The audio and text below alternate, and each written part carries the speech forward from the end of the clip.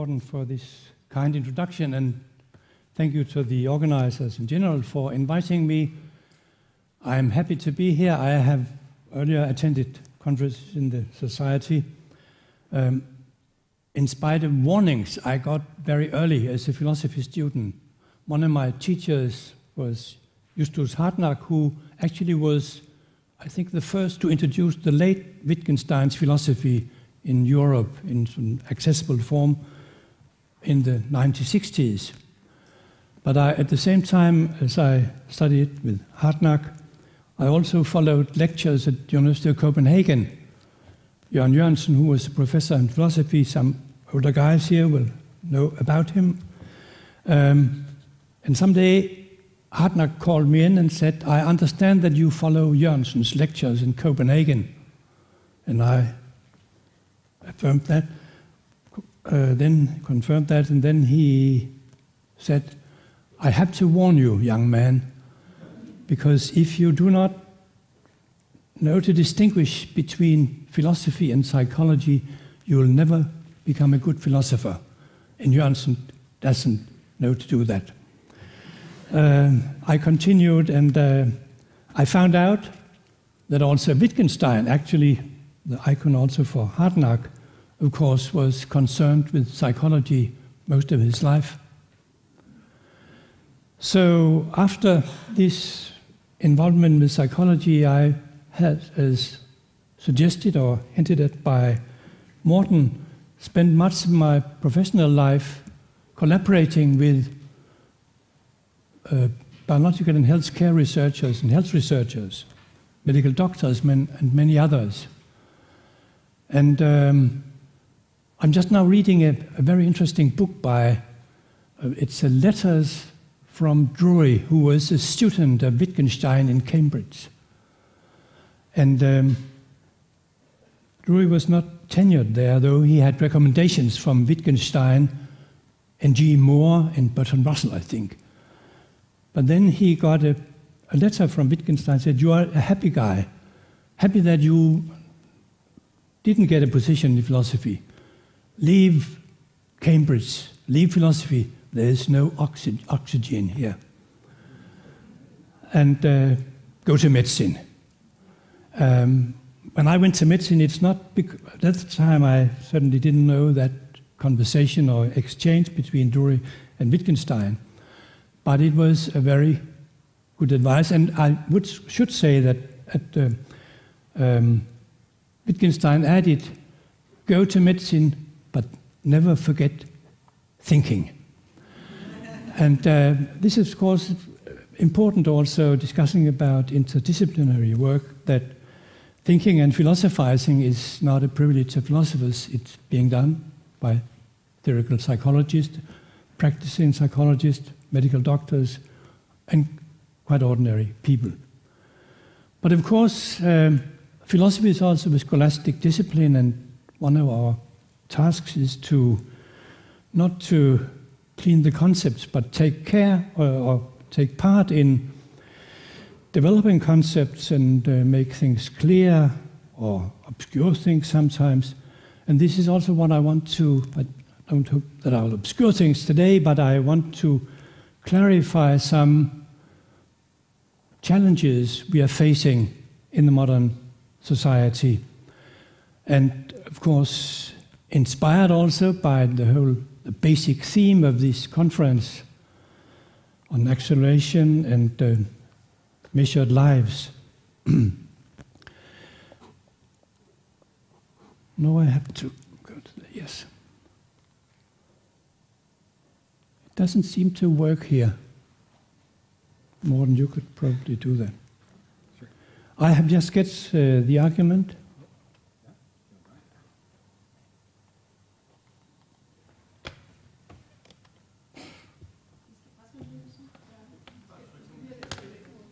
Yeah. So maybe it was easy. Thank you. Okay. Thank you. Yeah. I'll get the argument. First, this idea of a philosophy just in time, that means reflecting with and through practitioners and their concepts in scientific practice and everyday practice in professional practices. And I'll ask the question, if we do need such philosophy just in time for our age, especially relating to the themes of acceleration and speed. And the reason why I asked this question is that, as I will return to in a few minutes, that this discussion has been part of philosophy and cultural critics at least for more than 100 years. So why should we now spend our time also doing philosophy in relation to speed, acceleration, in relation to technology, social change, and so on and so forth? And I'll answer in the affirmative that there are good reasons, though there's much to learn from this discussion from the beginning of the 20th century and onwards.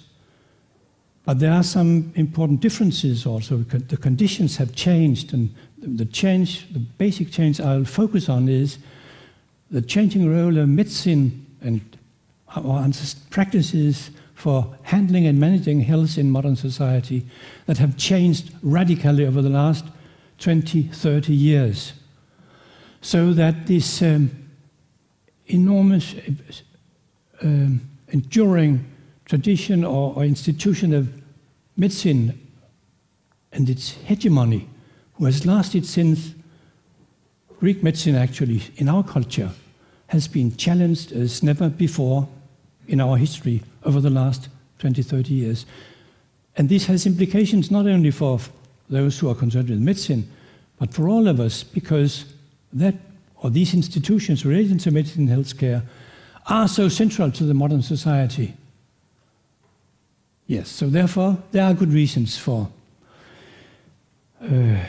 developing a philosophy just in time relating to these changes going on in society in relation to medicine and healthcare. But who should be in charge? For whom are we speaking? The medical doctors for more than 2,000 years have been in charge, have set their agenda, have claimed property rights for the concepts of illness, disease, health, and so on and so forth. And this is radically changing in what we now, or some call, the health society in which we live. And the more modest of these medical doctors also say that, and I'll return to one of them in a few minutes, they also say that we have something to offer, but perhaps not very much. But is it then a question or a challenge for you, psychologists or sociologists, to take up this? And then I'll, in the final part of my presentation, go back to Marx and see if he can give us some advice for how to confront these problems, who should confront them, and for whom we are speaking, how should we do it. And I'll end up with we call it plea for a revised or changed social epidemiology. So, this cultural political acceleration, it was, as many of you would know, a big issue already at the end of the 19th century, beginning of the 20th century. This book, which I have been struggling with reading for more than 40 years and hope someday to come up with something important. I think it's an incredibly important book, Der Mann ohne Eigenschaften, The Man Without Qualities. And this is a book this has been criticized, and Musil has been criticized for just being the book, and Musil himself being a symptom of a pathology in the modern society. Writing about Moosbrugger, the rapist and murderer, writing about characters and individuals who are struggling, all of them, with managing the conditions of the modern age.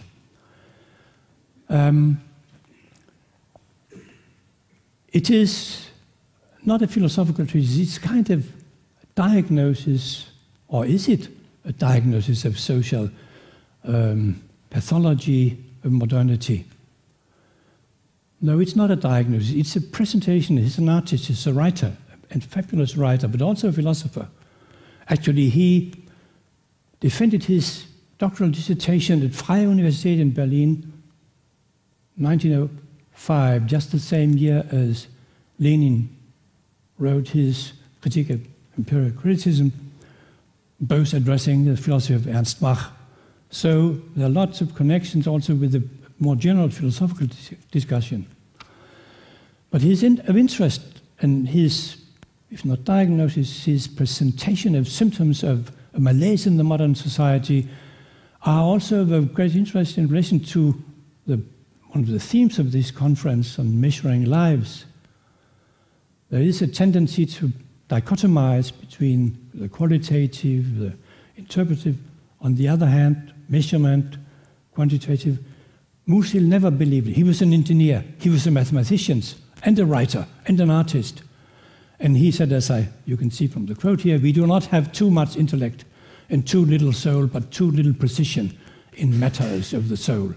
And this is actually very much what the book also is about. So there is something important for us to do in an important conceptual and philosophical work, a work no philosopher and no one could do alone, but has to do together with practitioners, researchers in various fields. And we have, so it's not just old wine on new bottles. There is an ongoing discussion even earlier than the beginning of the 20th century and the end of the 19th century. But as I briefly mentioned when I went through my argument, or the structure of my argument for this presentation, something very important has happened over the last 30, 40 years. What I call the challenge of the medical hegemony. And it's a very complicated social process. The human rights movement in the United States, the claim for autonomy becoming the basic value in medical ethics and social thinking. The rise of emergence of user movements, developer user movements getting influence in medicine, but also other aspects of the civil society, the media, the industry influencing medicine in a way as never before. And of course the state and the WHO and the European Union, international and national and transnational organizations influencing the managing of health. And all of that leading to what some researchers and policymakers have labeled the health society. And I'll briefly say a few words about that in a few minutes. But just also give you some examples of how these transformations and changes also are witnessed by and reflected on by some of the most central figures in modern medicine. Richard Wharton is an extraordinary figure. He is the editor-in-chief of The Lancet, one of the world's oldest and most prestigious medical journals. But he is also writing essays, for example, in the New York Review of Books. Some of these are collected in these Health Wars, also published by the New York Review of Books. And he's writing about all these things and the challenges into it. Just to give you a brief example from him, I think it's 10 years ago this was published, and he says that now there are more patients downloading from the Lancet's homepage than the medical doctors downloading. And he reflects on the changes in the doctor-patient relationships being a result of this. And he has a number of other examples. And we know, of course, this acceleration not only in the production of knowledge, which has led to the demand for meta-analysis or the evidence-based movement, just to make it possible for ordinary clinicians to handle all the information, all the data, all the knowledge, who is but through this enormous industry, you could say, of medical research. And these changes, of course, have it's not only influencing the life of doctors, the relation between the medical doctor and the patient, but all of us. Because we are all patients, we are all citizens, and we are paying to these practices and taking part in them. This idea of the health society is especially developed, or idea, I don't know if it's an idea, it's a way of a characterization of this radical change. It's Ilona Kickbusch, who's a very central figure, was a central figure in the World Health Organization for many years. But she's also an independent researcher. And in one recent article, and there's also a book published by Springer about this, the health society, and I quote, a reorganization of how we approach health in the 21st century societies is in the making, as the boundaries of what we call the health system are becoming increasingly fluid. And she gives a kind of geography of this very complex social change or transformation of the four domains: the personal health, our own, what Rosa was talking a bit about, our use of our iPhones and other things for observing and measuring, self-surveillance and so on and so forth, or taking part in fitness and all these other things, of course, well known. I don't have to go. And public health, also the way the state, the international organization intervene in our managing working conditions and working and so on and so forth. The medical health within the framework of hospitals, so the healthcare, the traditional healthcare system, and then, of course, the health market. And, of course, there have always been, for many years, there have been public health. There have been private industry. But what concerns Ilona Kickbusch is this expansion. I have a quote from one of her presentations here, the expansion processes of the health society, the expansion of the doability of health. Something can be done, there's always more health. The expansion of the territory of health into an increasing array of personal, social, and political spaces. Health is everywhere. And the expansion of risk and reflexivity. Every choice is potentially also a choice for or against health. Ilona Kickbusch, in the books and her research, gives a sort of geography, but she doesn't really analyze what are the implications. She takes up in some recent articles and reflections the questions of what are the policy implications of this. How should the WHO develop its politics in the light of these changes and so on and so forth. But she's sort of addressing the issues as a classical, objective social researcher, and then she has another business working in relation to WHO. I'll just wait a bit with this picture, because now we had conceptual issues and question of theories. How to find our way. If health is expanding, traditional divisions between our understanding health on the one side, and then ideas of the good life or the just society. There is in Aristotle and Plato a very marked distinction between those who are reflections on in these two different domains. Of course, Plato uses analogies from medicine, as do Plato, when talking about the good society and developing their politics. But it's still two different areas. The philosopher or the philosopher king, who is taking care of the issues of political philosophy, what is the good society, and the medical doctor, from antiquity and until 50 years ago, being in charge of the medical discourse and managing that.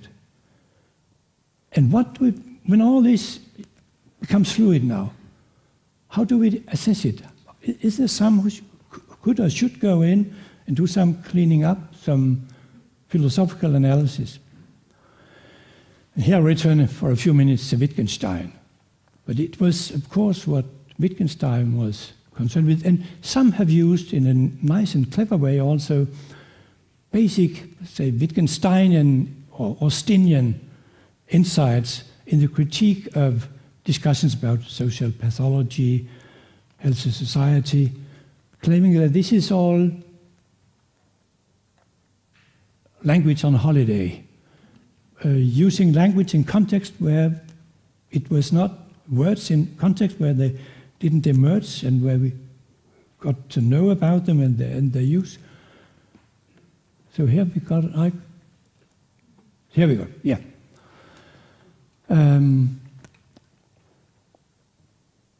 So Wittgenstein, addressing, if he was here, listened to all these issues about the fluid concepts and the difficulties in finding out, are we talking about a political issue or a philosophy of law issue, justice, right? Or are we talking about medical issue?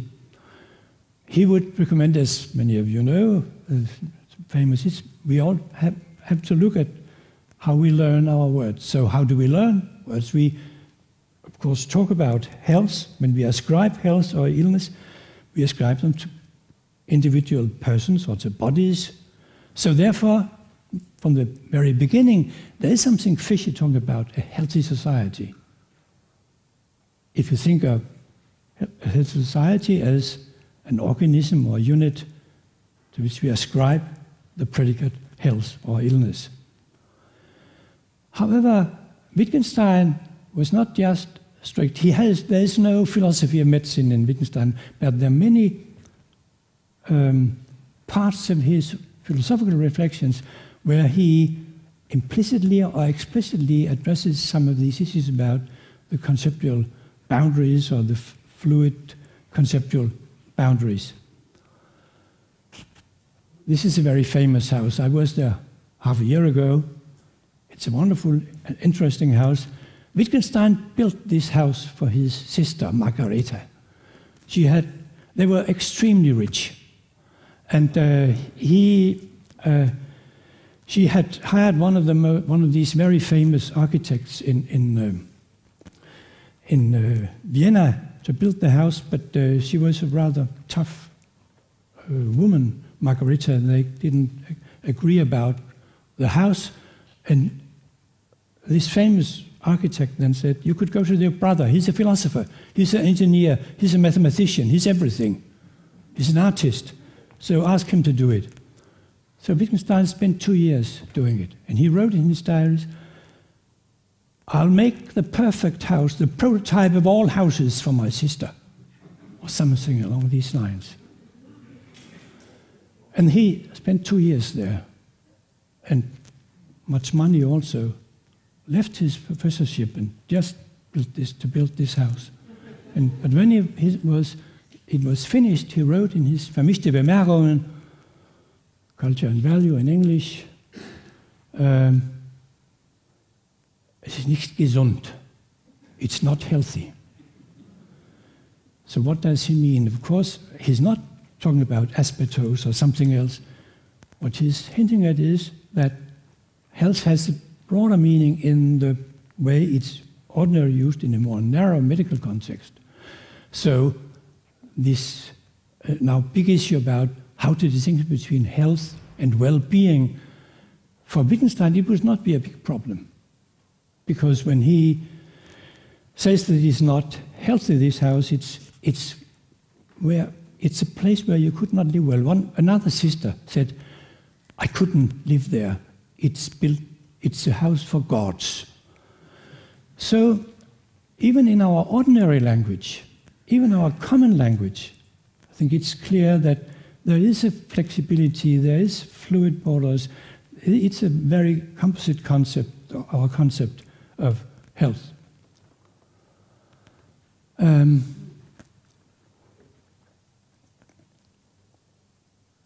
So what could we do when we now face serious challenges in the use of the concept of health, using it not only about houses where we think I can't live well, but we also use this about societies, civilizations, as people have been doing over the most of the 20th century or from the end of the 19th century.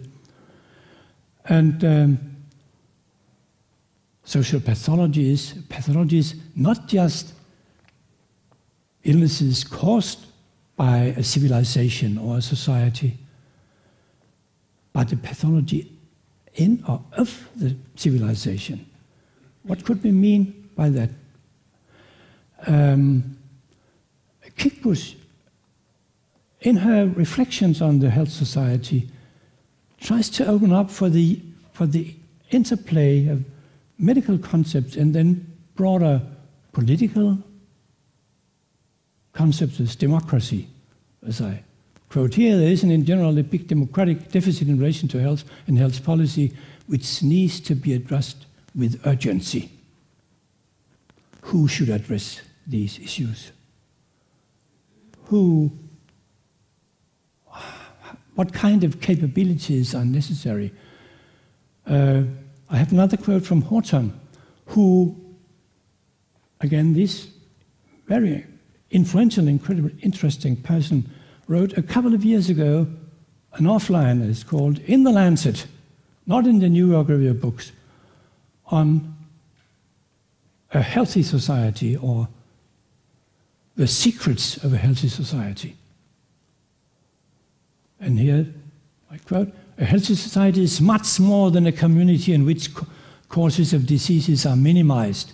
It's one where, at the very least, humans' creativity is free to flourish. Individuals have the liberty to be who they wish to be without violating the liberties of others."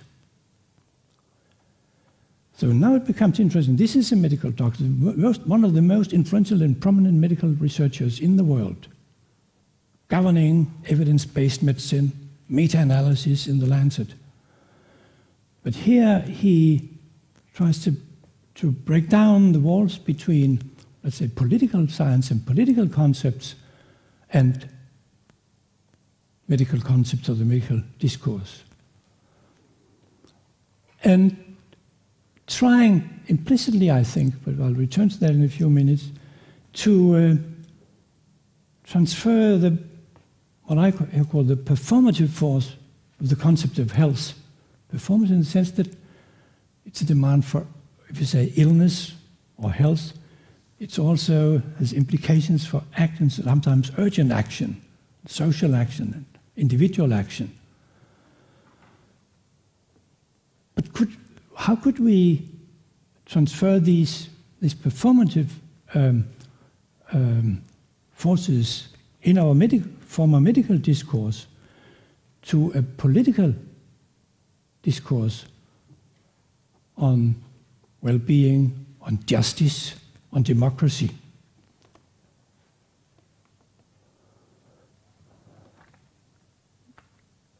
When I say there's an attempt at transferring, Horton is, in some respects, not always, a timid person. So he says it's not just for us medical doctors to do that. I have this quote: "Doctors can't solve all the world's problems, but they might reasonably have something useful to say about the health of the societies in which they live and work." This is a very modest view. But if we address these issues of these transformations in the health society and the way the health society is described by Kickbush influences the life in society in general, in the world in general, then we should look for some expertise, some who have conceptual or theoretical skills to evaluate, assess the use of concepts and values implicit in the use of these concepts. You know, philosophers have been doing that for more than 2,000 years. And as I say here, from Plato, Aristotle, to Rawls in the 20th century American philosophy. There it was the philosophers who, on behalf of reason, took care of that. We are back to one of the questions which was addressed to Rosa. The first question or we say we. This is the way philosophers generally speak. When we say we speak on behalf of... Okay. Better now? Okay, thank you. So, philosophers have always, and still do, speak on behalf of reason, or rational argument. But if you don't believe in that, and most of those who are concerned with these very specific problems in our societies, the transformation into a health society, and the influence of the health society for society and the state at large, who should be responsible or take responsibility for addressing these issues, clarifying, drawing out implications, come up with proposals. Philosophers have been doing it, and they are still doing it, but often in a very abstract way, without going into detail of the concrete practice. And there I, at least one quote from Marx. At any lecture, I think so. I have several, but this time only one. And this is a kind of a methodological recommendation, which I think is very important. Also, for answering the questions I'm raising to myself and to you, who, when medical doctors and the medical profession have lost the property rights to the discourse of health and illness, who should take responsibility or see themselves as major actors in this ongoing conversation and intervention in social life and politics, and how should they or we do it? Michael Teunissen, some of you might know about him, one of the deepest German thinkers in the 20th century, not read as much as Habermas and Honneth or Rosa or Horkheimer, but certainly worth reading for many reasons. Much has not been translated. His major work on the other, in the English translation, is a critique of Husserl, Heidegger, the late Sartre, and the defense of a more social relational conception of the self. But this is not what I'm going to talk about here. I'm talking about what he said in an article published at the end of the 80s, about 90, on Möglichkeiten des Philosophierens heute. It was in a social research journal and later republished in one of his collection essays, Negative Theologie. And what he says that philosophizing, when I ask him who should do that, how should we do it, he would say, first of all, philosophizing is not just a matter for scholastic trained philosophers, as I have been for many years ago, but it's a concern for everybody in any practice, especially those who live in scientific practices and do interdisciplinary work and so on and so forth. And then he said, so there's no specific standard. It changes over time, but some changes are radical and will not be changed. And one important change happened when Marx was living in London and passed the British Museum and went there, sat down for 10 years reading the economists, the classical economists. Thereby he set, according to a new standard for philosophy. After that, you cannot do philosophy or philosophize as a scientist or as a philosopher in relation to any field of reality without also thinking through, knowing and thinking through the concepts and perspectives developed within that the sciences which have that particular area as its object. This is a very important lesson, I think. Most philosophers still do not follow it. I've tried to follow it, and many do. And certainly many who philosophize outside philosophy are trying to do it.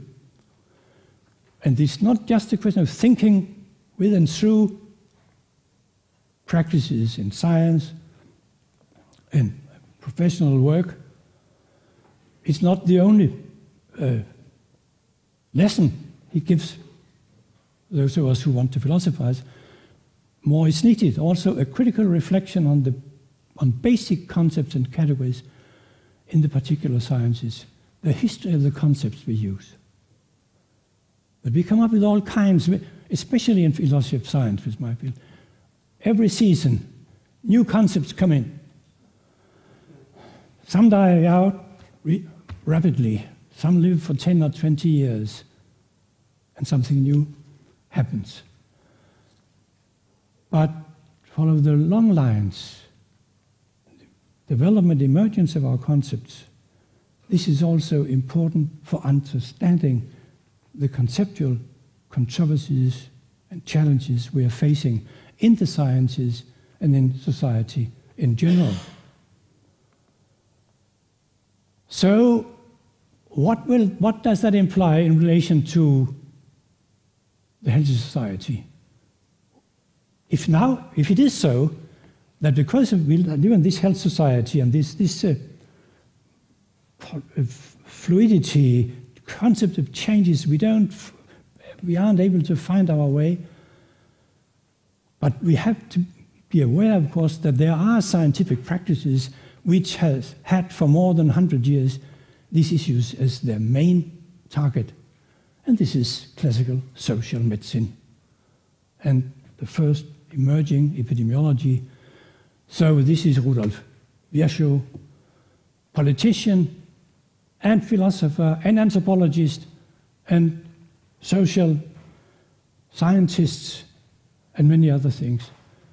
Known, for example, among other things, for this quality of politics as medicine in a grand scale.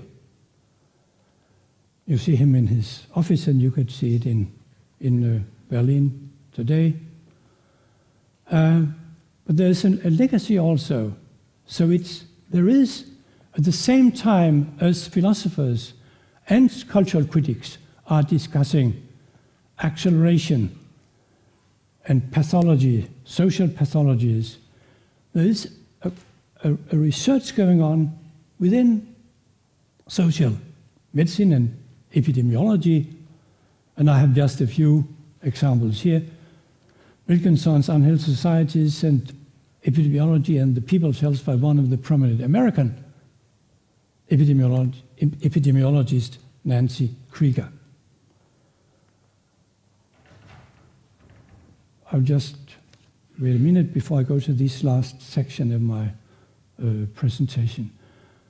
So there is a strife within epidemiology where there also is a need for psychologists, theoretical psychologists, anthropologists, sociologists to take part.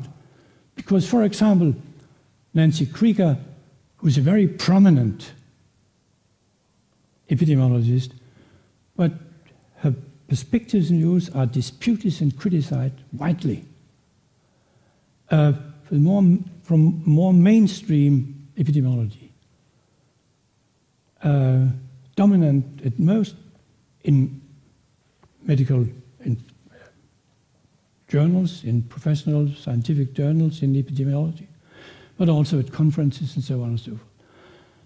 Criticized for mixing up politics, soft data, and so on and so forth with rigid analysis. Criticized for not being able to integrate all these soft data, all this qualitative stuff in strict epidemiological analysis. And there, of course, is a need for theoretical psychologists, anthropologists, sociologists, and philosophers to take part in and participate in developing knowledge, doing research about all these implications, in more concrete way, implications of the acceleration we have been talking about over the last couple of days. The speed, all these things, so that it is transformed from a more general philosophical level to very concrete analysis based on cases and concrete research in particular areas, locations, and so on. So we are not at loss. There is a way to go here. If we follow Teunissen's, Marxian's, not warning, but recommendation of thinking through and with the science, even if we might be maybe critical to parts of it, and there are lots to critique, but beware, what is important here is that Krieger, Wittgenstein and many others make inequality and justice, social inequality, a basic theme, a main theme in their analysis. While in many more general discussions in cultural theory and philosophy and social science and among sociologists about the transformations we're experiencing, the questions of equality is not the main topic, if at all, a central topic, among the central topics.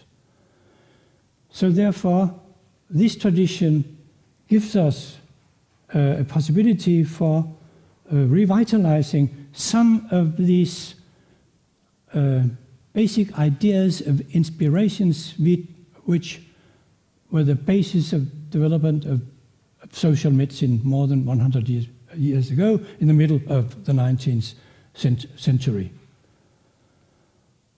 But we have to go further, of course. We have to understand some of these tensions and conflicts that are involved in our use of health, illness, disease, when we go from the individual level to the social, the societal, or state level. And here I'll end the last 5 minutes or so, briefly sum up one way to do that, because there is a way. We are not lost in just in this nightmare of a health society where no one knows who are responsible for or in charge of the use of concepts or can establish standards for the use of concepts. There is a way to trace the development of our basic concepts. And I return to the picture I had on the slide before, namely Georges Canguilhem. I have 4 or 5 slides. I think I would prefer to sum up my main point here, not to use all the time we should have also for discussion, and just to try to show why we here have he gives us some lessons or something to use also in answering the question, how could psychologists, sociologists, and others contribute to not only a deeper understanding of the social transformation in the health society, but also contribute to social changes, political reforms. So let me leave, I guess you will have the slides later, and their quotes and so on, and I'll sum up 2 main points, and the conflict, a tension, a contradiction perhaps, or some tensions in the lesson he tries to give us. Canguilhem was a medical doctor. Then came the Second World War. He was in the resistance in France and a very important figure there. After coming back, he was the mentor and tutor of Foucault, Balibar, Derrida, Badiou. I guess there's no one of those who became the famous French philosophers in the last part of the 20th century who are not either students of Canguilhem or deeply influenced by Canguilhem. But he started in medicine, and his main work is the normal and the pathological. It is now available in 2 parts. The part he defended as a doctoral thesis, which was written before the war, and where he was focusing on the concepts of health and illness as used in a medical context. And then a second part, which are reflections after he also became a supervisor of Foucault and communicated with Foucault, who is about the relation between the biological and the social, the vital, the biological, the vital, and the social. So let me briefly sum up his main points. Concerning health, of course, also that it's not just now there had discussions about what do we mean by health. Medical doctors for a long time have been critical to the use of this, say, okay, we know what illness is, but health, leave it over to the artists or poets or others. But his main point is that this is a very important, and it has a biological a meaning in the biological and medical discourse.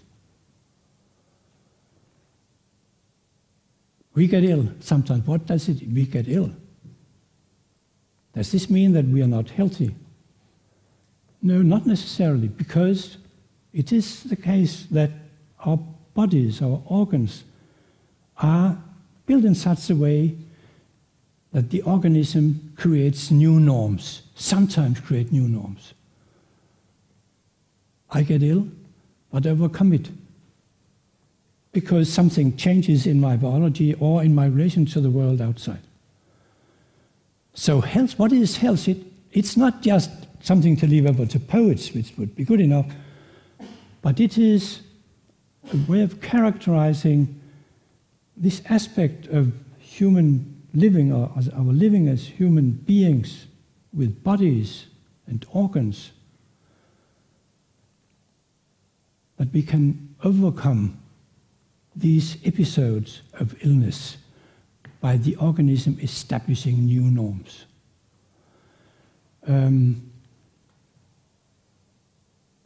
We go to the doctor. He was also the first, many years, 30 years before the question of, or the issue of first-person perspectives in medicine and user influence was taken up. It was a main theme in Canguilhem's analysis of the use of concepts in medicine and biology, in the managing concepts of illness and disease. He quotes, he defines also health in a different way than the way, or related, different way from the way I just summed up a few minutes ago. Health is the silence of the organs. So when I go to the medical doctor, it is because the organs speak. I wake up in the morning and I'm a bit dizzy. Something is not quite, why can't I see with my left eye as I used to? So the organ speaks, and then I go to the medical doctor. And therefore, the individual person, the first person perspective, is not something to be imposed on the medical discourse from outside, but it is already built into the medical discourse, because there would be no physiology or biochemistry if there were no patients who sometimes listened to their bodies or organs speaking and therefore addressed the medical doctors. This is a beautiful and very interesting, and still lots of issues I've discussed it and written about in other contexts. It's not my main issue here, but just in the final minutes. Then after the war, he was concerned with also the way health is not just sort of built into the medical discourses I just summed up here, but it's also built into a social or political discourse. I think you can hear something, Balibar, Althusser. Althusser was also a student of Canguilhem. You can hear some pieces of Foucault in what I'm just saying. So the state normalizes. And you, those of you who work as practicing or professional psychologists or educators, you participate in normalizing. So there are state apparatuses where professionals normalize people out there using what Canguilhem, who read Kant, says, scholastic concepts, these expert concepts, standards defined within a professional context for how to diagnose, how to treat particular illnesses or disorders and so on and so forth.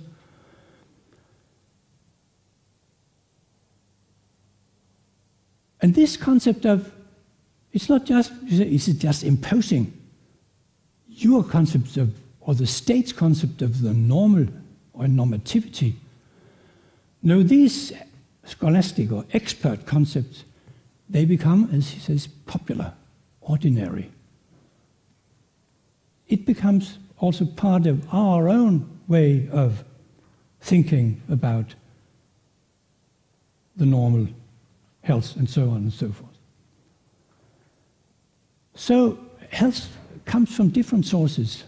Say it's embodied in our discourse about the body and the organs, but also in the social body and in institutions and the state aiming at the good for all.